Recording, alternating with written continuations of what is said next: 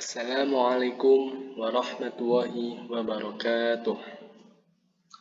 Perkenalkan, nama saya Muhammad Lukman Al-Hakim, nomor induk mahasiswa I0002101556, Prodi Hukum Ekonomi Syariah dari kelas SC, Fakultas Agama Islam. Pada video kali ini, saya akan membahas mengenai tugas dari mata kuliah Pancasila, yaitu yang lembar kerja proyek warga negara yang berisi mengenai video pembuatan hasil produk yang saya buat. Produk yang saya buat kali ini yaitu artikel, yang mana artikelnya berjudul antara pandemi dan ekonomi. Oke. Dalam pembahasan kali ini, saya akan membahas mengenai proses pembuatan dari artikel yang saya buat. Langkah yang pertama yaitu menentukan tema atau topik artikel terlebih dahulu. Dalam membuat artikel, langkah pertama yaitu menentukan tema. Untuk memudahkan menentukan tema, lakukan observasi atau pengamatan terlebih dahulu, bisa dengan cara mengamati keadaan sosial, wawancara, ataupun dengan hal-hal yang lainnya. Hal ini menjadi satu di antara cara efektif supaya artikel yang ingin ditulis memiliki dasar atau landasan yang kuat, sekaligus dapat menarik minat baca banyak orang. Langkah selanjutnya, yaitu langkah kedua, yaitu mencari dan mempelajari referensi. Dalam menulis artikel, harus mempelajari dan mencari referensi terlebih dahulu mengenai tema yang telah ditentukan. Jadi, perlu mengumpulkan sumber bacaan lain untuk menambah informasi yang diberikan mulai artikel. Referensi tersebut bisa diambil dari buku, artikel, website, jurnal ilmiah, atau berita. Referensi ini bukan untuk ditiru isinya, tetapi sebagai informasi tambahan yang mungkin belum diketahui dari topik yang akan ditulis. Pada produk yang saya buat, saya mengambil referensi dari buku yang berjudul Ekonomi Indonesia di Tengah Pandemi COVID-19, yang mana pengarangnya ditulis dari Fakultas Ekonomi dan Bisnis Universitas Muhammadiyah Malang, MS Wahyudi S. Hendra Kusuma.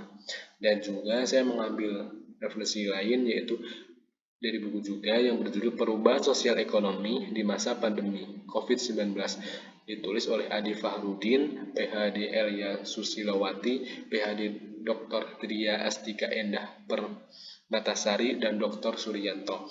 Dan juga saya juga mengambil dari artikel, yang mana artikelnya berjudul mengenai sosialisasi berbagai peluang usaha UMKM dan ekonomi kreatif di era new normal di dusun pinggir desa Telukan Sukoharjo.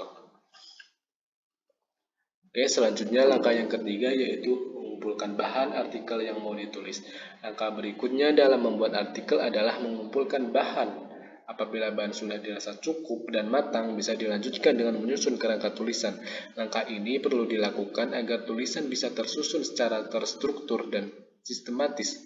Beberapa hal yang perlu diperhatikan saat membuat kerangka tulisan ini ialah analisis masalah, teori, dan hasil penelitian. Selanjutnya, langkah yang keempat yaitu mengolah tulisan.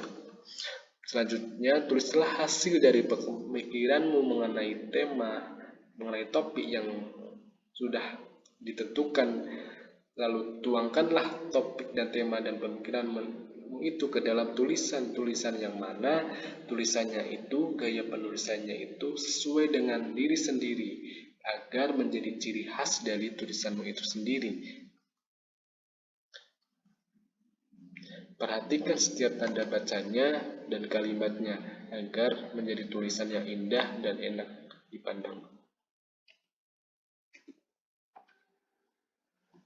Selanjutnya, langkah yang terakhir atau yang kelima yaitu berikan kesimpulan pada akhir artikel. Setelah selesai menulis keseluruhan bahasan, coba tambahkan paragraf kesimpulan pada akhir artikel. Hal ini dilakukan dengan tujuan agar inti informasi yang ingin disampaikan dapat lebih dimengerti oleh para pembaca. Tuliskan kesimpulan menarik yang simpel dan mencakup inti dari seluruh pembahasan dalam artikel. Eh, pada artikel yang saya buat, saya menambahkan sedikit kesimpulan, yaitu dari judul yang berkaitan dengan eh, pandemi dan ekonomi. Kesimpulannya yaitu agar tercapainya tujuan pemerintah dalam upaya membangkitkan kembali perekonomian tersebut, maka sangat diperlukan dukungan oleh setiap elemen masyarakat dan pemerintah untuk meningkatkan